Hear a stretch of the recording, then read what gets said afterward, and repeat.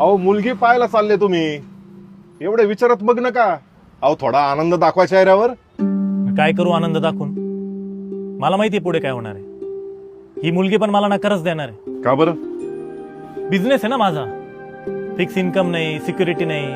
अहो थांबून घ्या मग 1-2 वर्ष. आणि लोकांचं काय करू? लोक बोलायचे थांबता का?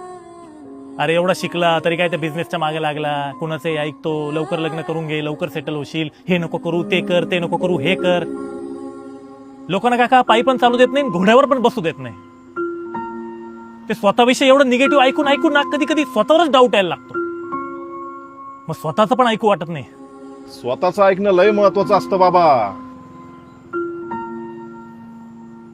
काका तुमचा पण हा छोटा मोठा बिझनेसच आहे. तुम्हाला पण लोक निगेटिव्ह बोलत असतील, तुम्ही नक्की कोणाचं ऐकता?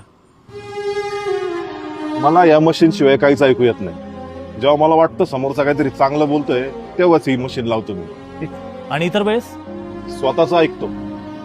आपल्या आयुष्याचं तसंच असतं की जे योग्य वाटेल तेवढं ऐकायचं, बाकी सगळ्यांचाच मनावर घेत बसला ना तर अवघड होऊन जातं भाऊ. काका अशी एक मशीन सगळ्यांकडे पाहिजे होती, म्हणजे आपल्याला जेवढं पाहिजे ना तेवढंच ऐकू आलं असतं. त्यासाठी मशीनची काय गरज आहे? मनात ठरवलं की होतं सगळं. घ्या, झाले तुमचे बूट. बूट पॉलिश करता करता विचार पण पॉलिश केले काका तुम्ही माझे.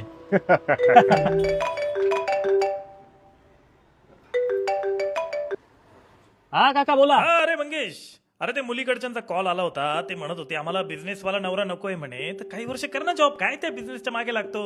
लग्न झाल्यानंतर एकदा सेटल झाला की मग बघता येईल काय ते तुझ्या सोबत. ऐकू येत नाही काका मला काही. हॅलो हॅलो हॅलो, येतंय काय? काका तुमचा आवाज ऐकू येत नाही मला. हॅलो,